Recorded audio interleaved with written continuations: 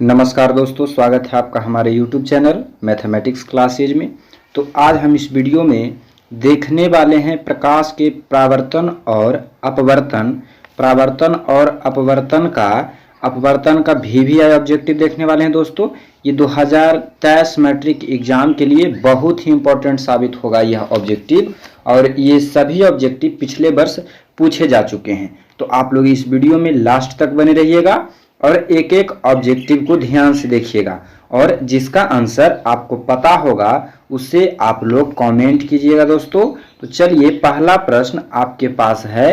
पहला प्रश्न क्या होगा, चलिए उसका जवाब दीजिए। पहला प्रश्न आपके पास है कि निम्न में से कौन सा पदार्थ लेंस बनाने के लिए प्रयुक्त नहीं है। यह बहुत ही इंपॉर्टेंट क्वेश्चन है दोस्तों, ये बहुत ही इंपॉर्टेंट क्वेश्चन VVI क्वेश्चन है। तो इसे आप लोग अच्छी तरीके से देखिएगा कि पहला क्वेश्चन कह रहा है कि प्रकाश के परावर्तन निम्न में से कौन सा लेंस, मतलब कि कौन ऐसा पदार्थ है जो लेंस बनाने के लिए प्रयुक्त नहीं है। तो आपका ऑप्शन है जल, कांच, प्लास्टिक, या फिर ऑप्शन नंबर डी मिट्टी। तो आप लोग इसका आंसर जल्दी से बताइए। ऐसे इसका राइट आंसर हो जाएगा ऑप्शन नंबर डी मिट्टी। लेंस में मिट्टी का प्रयोग नहीं किया जाता है मिट्टी बनाने का। यह क्वेश्चन पर कई वर्ष पूछे जा चुके हैं, एकदम VVI क्वेश्चन है। तो आप लोग इसे अच्छी तरीके से याद रखिएगा और इसे अपने कॉपी में नोट करते चलिएगा ताकि आप लोगों को अच्छी तरीके से याद रहे। ये सभी क्वेश्चन बहुत ही इंपॉर्टेंट क्वेश्चन है। अब देखिए, दूसरा प्रश्न आपके पास आ चुका है। दूसरा प्रश्न है दोस्तों, दूसरा प्रश्न की एक उत्तल लेंस की क्षमता 1 डायोप्टर है, यानी कि उत्तल लेंस का क्षमता 1D है, 1 डायोप्टर है। तो उस लेंस की फोकस दूरी क्या होगी। जल्दी से इसका कमेंट कीजिए जवाब। आप लोग पढ़े होंगे अपने क्लास में, तो इसका जवाब क्या हो जाएगा, जल्दी से आप लोग कमेंट कीजिए। तो इसका सही जवाब हो जाएगा, इसका सही जवाब ऑप्शन नंबर सी हो जाएगा, +100 सेंटीमीटर, +100 सेंटीमीटर। तो चलिए अब हम लोग तीसरे प्रश्न की ओर चलते हैं। तीसरा प्रश्न आपके पास ये रहा कि किसी बिंब का वास्तविक तथा समान साइज का प्रतिबिंब प्राप्त करने के लिए बिंब को उत्तल लेंस के सामने रखा जाता है। बिंब कहे तो बिंब का मतलब कोई वस्तु होता है दोस्तों, बिंब मतलब वस्तु। तो बताइए, किसी वस्तु का समान साइज प्राप्त करने के लिए प्रतिबिंब प्राप्त करने के लिए बिंब के उत्तल लेंस के सामने कहां पर रखना पड़ेगा। तो इसका राइट आंसर हो जाएगा ऑप्शन नंबर बी हो जाएगा, ऑप्शन नंबर बी फोकस पर, ऑप्शन नंबर बी फोकस पर। तो चौथा प्रश्न आपके पास ये रहा, इसका जवाब आप लोग जल्दी जल्दी दीजिएगा। और इन सभी प्रश्नों में से आप बताइएगा कि टोटल कितना प्रश्न सही किए हैं। आप लोग कमेंट करके बताइएगा दोस्तों। ये सभी प्रश्न बहुत ही इंपॉर्टेंट, एकदम VVI हैं। ये 2023 में पक्का पूछा जाएगा। ये सभी NCERT बुक से लिया गया है, NCERT बुक और क्वेश्चन बैंक से ये सभी को एक जगह मिलाकर इसमें हमने अब इसका ऑब्जेक्टिव करवा रहे हैं दोस्तों। तो आप लोग इसे अच्छी तरीके से याद रखिएगा। चलिए बताइए कि किसी गोलीय दर्पण तथा किसी पतले लेंस, किसी गोलीय दर्पण तथा किसी पतले लेंस दोनों की फोकस दूरियां कितनी दी गई है, -15 सेंटीमीटर। तो दोनों दर्पण संभवतः होंगे, दोनों दर्पण क्या होंगे संभवतः। तो इसका सही जवाब हो जाएगा ऑप्शन नंबर ए, दोनों अवतल दर्पण होगा। चलिए, बहुत ही इंपॉर्टेंट क्वेश्चन, ये 5 नंबर है, एकदम VVI प्रश्न है। 5 नंबर ये जो क्वेश्चन है, 5 नंबर और ये 6 नंबर, बहुत ही इंपॉर्टेंट क्वेश्चन है। ये 5 नंबर और ये 6 नंबर एकदम VVI क्वेश्चन है। बताइए, प्रकाश के अपवर्तन के कितने नियम होते हैं। इस प्रश्न का जवाब आपको एकदम आना चाहिए दोस्तों कि प्रकाश के परावर्तन के कितने नियम होते हैं। बहुत ही इंपॉर्टेंट क्वेश्चन है ये सब प्रश्न आपको यदि नहीं बन रहा है तो आपको बहुत मेहनत करने की आवश्यकता होगी। तो प्रकाश के परावर्तन के 2 नियम होते हैं, ऑप्शन नंबर बी हो जाएगा इसका राइट आंसर। तो चलिए छठा प्रश्न भी वही है, प्रकाश के ये था प्रकाश के अपवर्तन के नियम, और छठा क्वेश्चन है प्रकाश के परावर्तन के कितने नियम है। तो इसका भी सही जवाब हो जाएगा ऑप्शन नंबर बी 2, प्रकाश के परावर्तन के 2 नियम होते हैं। 7 नंबर क्वेश्चन, ये सब जितने भी क्वेश्चन आप देख रहे हैं ये सभी VVI क्वेश्चन है। VVI ऑब्जेक्टिव 2023 मैट्रिक परीक्षा में पूछा जाएगा। ये बहुत ही इंपॉर्टेंट है और इसी तरह का इंपॉर्टेंट क्वेश्चन आपको हमारे इस चैनल पर मिलता रहेगा दोस्तों।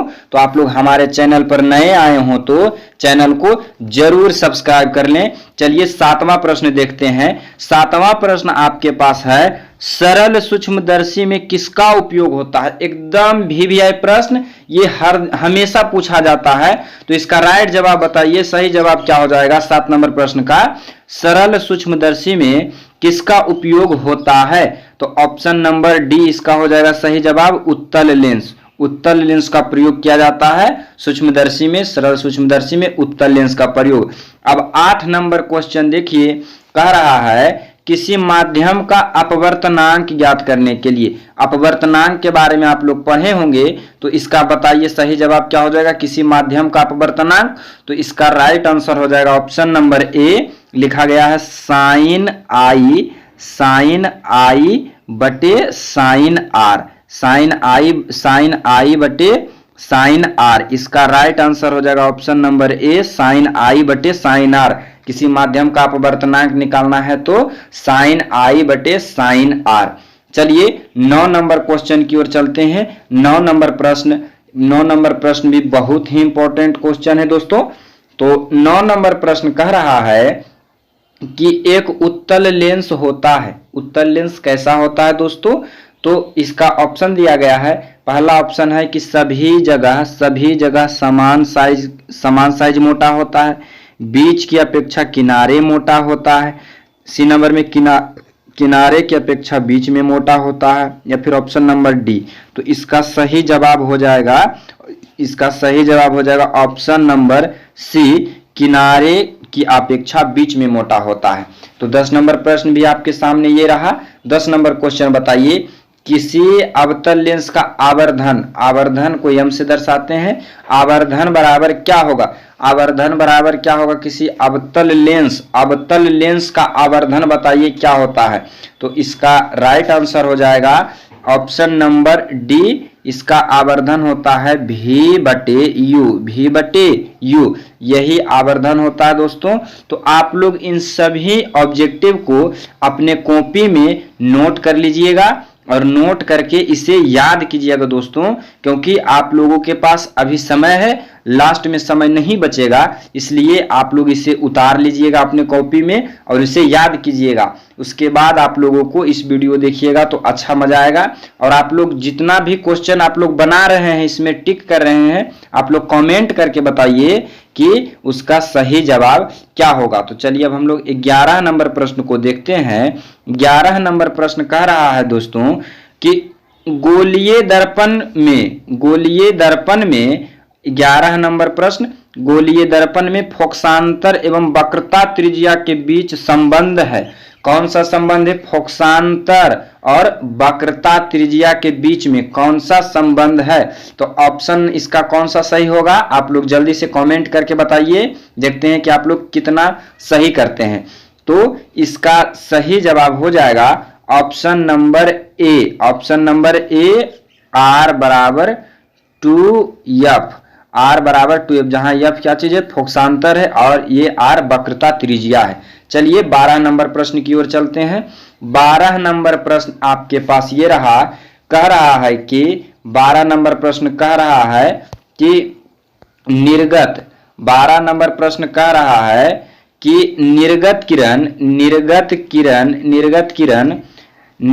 किरण एवं अभिलंब के बीच का कोण है। निर्गत किरण और अभिलंब के बीच का कोण है। तो इसका सही जवाब क्या हो जाएगा, ये आप लोग बताइए कि निर्गत किरण और अभिलंब के बीच का कोण कौन सा है। चलिए 12 का सही जवाब कौन सा होगा, आप लोग जल्दी से कमेंट कीजिए।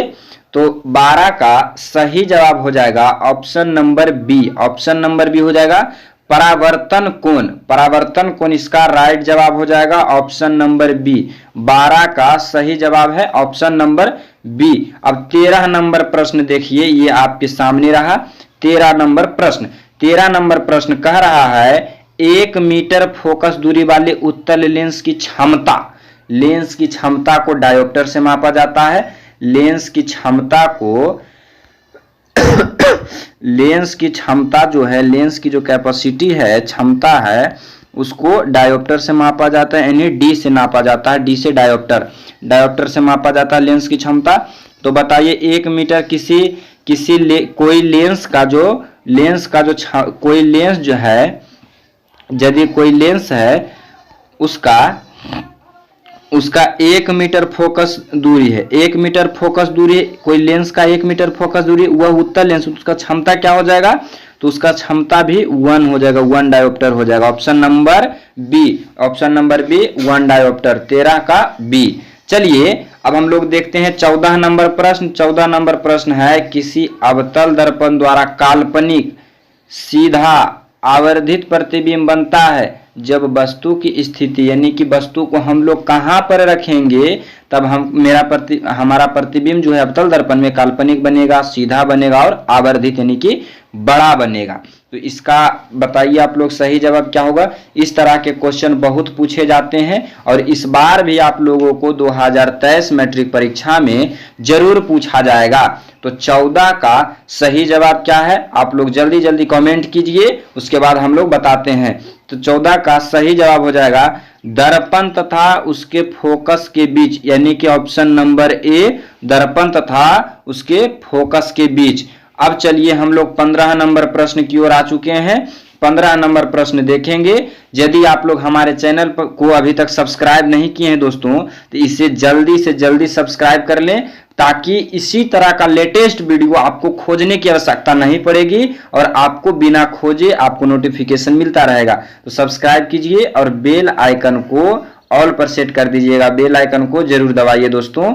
तो चलिए अब हम लोग 15 नंबर प्रश्न की ओर चलते हैं। 15 नंबर प्रश्न है दोस्तों, 15 नंबर प्रश्न है कि 15 नंबर प्रश्न देखिए, कह रहा है 15 नंबर प्रश्न कि किसी दर्पण द्वारा, 15 नंबर प्रश्न, किसी दर्पण द्वारा प्रतिबिंब सीधा और छोटा बनता है। कैसा बनता है, मतलब कि कौन ऐसा दर्पण है जिससे प्रतिबिंब सीधा बनेगा और कैसा बनेगा, और छोटा बनेगा। कौन प्रतिबिंब में सीधा और छोटा बनता है, चलिए कमेंट करके बताइए जल्दी। तो 15 का सही जवाब हो जाएगा, 15 का सही जवाब हो जाएगा, 15 का सही जवाब हो जाएगा ऑप्शन नंबर ए, उत्तल दर्पण। उत्तल दर्पण हो जाएगा दोस्तों।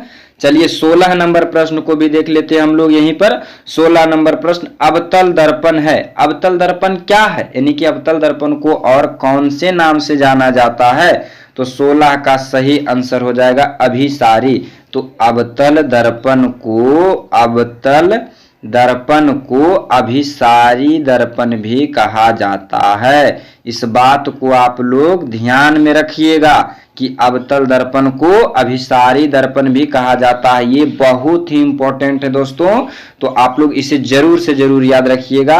अब चलिए हम लोग 17 नंबर प्रश्न की ओर चलते हैं। 17 नंबर प्रश्न ये रहा आपके सामने कि उत्तल दर्पण से बना प्रतिबिंब होता है, यानी कि कोई उत्तल दर्पण है उससे कैसा प्रतिबिंब बनेगा, उत्तल दर्पण से कैसा प्रतिबिंब बनेगा। तो इसका सही जवाब ऑप्शन नंबर ए, काल्पनिक एवं छोटा। उत्तल दर्पण से काल्पनिक और छोटा प्रतिबिंब बनता है, काल्पनिक और छोटा। तो ये सभी को आप लोग अच्छी तरीके से याद रखिएगा और इसे आप लोग अपनी नोटबुक में नोट कर लीजिए, कॉपी में, और उसे याद कीजिएगा। और लास्ट में आप लोग कमेंट करके बताइएगा कि आपका कितना ऑब्जेक्टिव क्वेश्चन सही था। देखते हैं कि आप लोग कितना पढ़ लिख रहे हैं, कितना प्रैक्टिस कर रहे हैं। तो 18 नंबर प्रश्न आपके पास ये रहा, निम्नलिखित में से किस दर्पण द्वारा किसी वस्तु का वास्तविक प्रतिबिंब प्राप्त किया जा सकता है। किसी वस्तु का वास्तविक प्रतिबिंब किस दर्पण द्वारा प्राप्त किया जा सकता है। तो इसका सही जवाब हो जाएगा ऑप्शन नंबर बी, अवतल दर्पण द्वारा। इसका सही जवाब ऑप्शन नंबर बी, अवतल दर्पण द्वारा। अब हम लोग 19 नंबर क्वेश्चन की तरफ आ चुके हैं। 19 नंबर क्वेश्चन है, निम्नलिखित में 19 नंबर क्वेश्चन, निम्नलिखित में किसमें बड़ा और वास्तविक प्रतिबिंब बनता है? बड़ा और वास्तविक प्रतिबिंब बनता है। 19 नंबर बताइए, इसका सही जवाब क्या हो जाएगा? तो इसका सही जवाब हो जाएगा ऑप्शन नंबर सी, अवतल दर्पण। ऑप्शन नंबर सी, अवतल दर्पण। अब हम लोग 20 नंबर क्वेश्चन को देखते हैं और इस वीडियो का यह लास्ट क्वेश्चन होगा। अब हम लोग नेक्स्ट वीडियो में और क्वेश्चन को सोल्व करेंगे। तो आप लोग ये 20 नंबर क्वेश्चन को बताइए कि समतल दर्पण द्वारा बना प्रतिबिंब कैसा होता है। हम इसका आंसर नहीं बताएंगे दोस्तों, आप लोग कमेंट करके बताइए। हम लोग इसे नेक्स्ट वीडियो में बताएंगे। नेक्स्ट वीडियो में बताएंगे कौन सा बच्चा इसका सही जवाब बताया था 20 नंबर क्वेश्चन का। तो अब हम लोग मिलते हैं नेक्स्ट वीडियो में। और इस वीडियो को दोस्तों आप लोग ज़्यादा से ज़्यादा शेयर कीजिए, क्योंकि आप लोग वीडियो सिर्फ देख लेते हैं और शेयर नहीं करते हैं। तो इस वीडियो को शेयर कीजिए ताकि आप लोग का दोस्त भी जान सके कि आप लोग कितने इंपॉर्टेंट महत्वपूर्ण वीडियोस को देखते हैं। और इस वीडियो को शेयर कीजिए, लाइक कीजिए, और हमारे चैनल पर आए हो दोस्तों, नए आए हो तो इसे सब्सक्राइब जरूर कर लीजिएगा, क्योंकि हम इस चैनल पर बहुत ही इम्पोर्टेंट चीज अपलोड करेंगे। तो चलिए मिलते हैं नेक्स्ट वीडियो में। आज के लिए इतना ही। जय हिंद।